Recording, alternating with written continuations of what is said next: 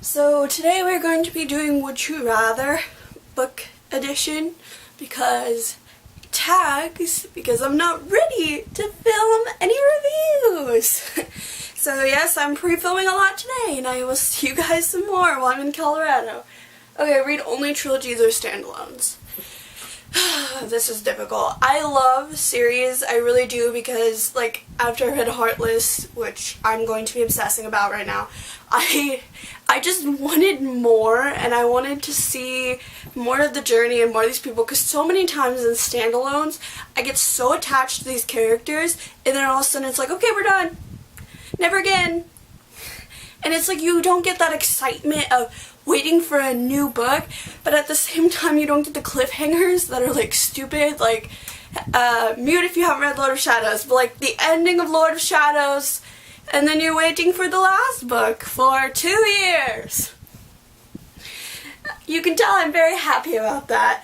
So in a way, like, I really want to read more standalones because so many authors don't get the chance to do series because they're newer or they don't have a story that needs that type of arc. I think trilogies themselves have been really overdone because so many people cannot end it in the third book. It's either like trying to shovel this thing in a sandwich or like trying to make it last longer. So I mean, I hope that people do standalones if their story needs that, and I would prefer a series with like 7 books, like Throne of Glass.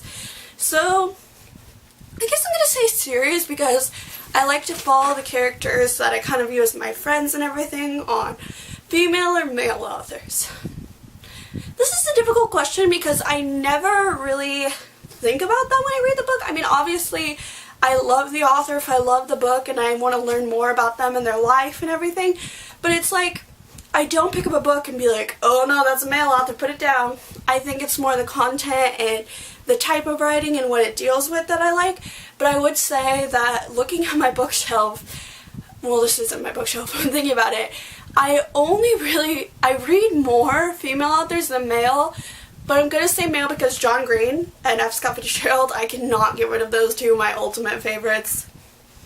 Then shop at Barnes & Noble or Amazon. It's hard here because Barnes & Noble is 30 minutes away, and the bookstore I've been going to for 5 years that I absolutely love closed down this July. Like, she was an independent book owner, and I loved her, and I loved her bookstore.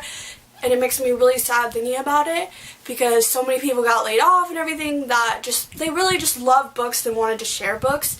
So thinking about that, I'm going to say Barnes & Noble because Amazon had that big article about third-party things. Plus, if you go to Barnes & Noble, you get the books immediately. I hate this like 5 to 7 business days thing. Except Barnes & Noble doesn't have as good of a selection as Amazon because Barnes & Noble almost always doesn't have a first book in a series, or you have to go up the table and be like, have you heard of this? Have you heard of that? And they're like, can you spell it for me? Yes, sure. I mean, Sarah's a normal name, but sure.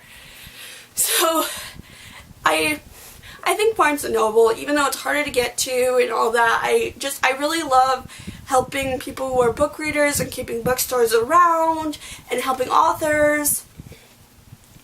Books become TV shows or movies. I'm just saying movies because every single TV show of a book that I've seen is like bad. Or they don't do the book justice. I mean, with like a long series you could do so well because you could flesh out some scenes and you could make like a whole book a season. But so many people take it as like, I'm going to do my own thing kind of thing. And I've seen much more success in the movie sphere, so I'll say movies. Read 5 pages a day or 5 books per week. I usually read 4 books per week, so let's go 5 books per week because why not add another one and why not enjoy more books? Plus 5 pages a day, you wouldn't get anything done. Like if I had a 300-page book, oh, Allie, what'd you do math? Yeah, it would take me 60 days to read one 300-page book. Be a professional reviewer or author. Honestly, I like writing and so many people say I write well, but at the same time, I read so many things that if somebody has like blonde hair or something, I'm like, oh god, you stole that from that book. You stole that from that book. And I know that like everything has been used once, but I feel like I can't have an original thought because everything reminds me of something else that I love, and then I think like, oh, they read this book and they wrote this book and I loved it and they did so much better, so why try? So I feel like I'd want to be an author, but a professional viewer would be better because you get all these like books in advance and you get to go places and all kinds of stuff. Only read your top 20 books over and over again, or always read new ones. I'm going to say reread your top 20 because I've reread The Great Gatsby 45 times now, and I don't think I could live life without rereading that book again and again. Be a librarian or a bookseller. I'm going to say librarian even though I like newer books, because just that constant flow of people and people who sometimes can't afford books, you can just give it to them. And booksellers, like I said, a lot of shops are closing and things, so you have to kind of fight for your love of books, whereas libraries are just kind of a community that just gets to love books and doesn't have to worry about having their doors shut down. Only read physical ebooks. Physical. I don't know why, but I have so much harder time connecting with ebooks and all that jazz than I do with physical books. I love physical books. I'm that weird person that smells the books. I keep them together. I mean, right now I'm packing, so I understand that whole physical books take up more space, but they're just so much better, and you can hold it in your hands and feel it, and they don't die. Like my cell phone will die when I'm reading a book, and you just can't do that. And for me, it's like if I pay like $20 for a new ebook on my phone, then I can't even display it on my shelf, and what's the point? Or like if you don't have your phone with me, like at school or something, you can't read it. Whereas a physical book, there's no problem.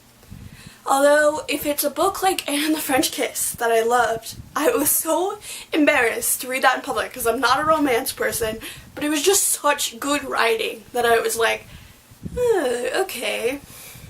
So I hope you guys enjoyed this video. I'm going to tag anybody that's in the group on Facebook and anybody who subscribes to me, and if you're a smaller YouTuber, I'd love to talk, I'd love to hang out. So goodbye, and please do the tag.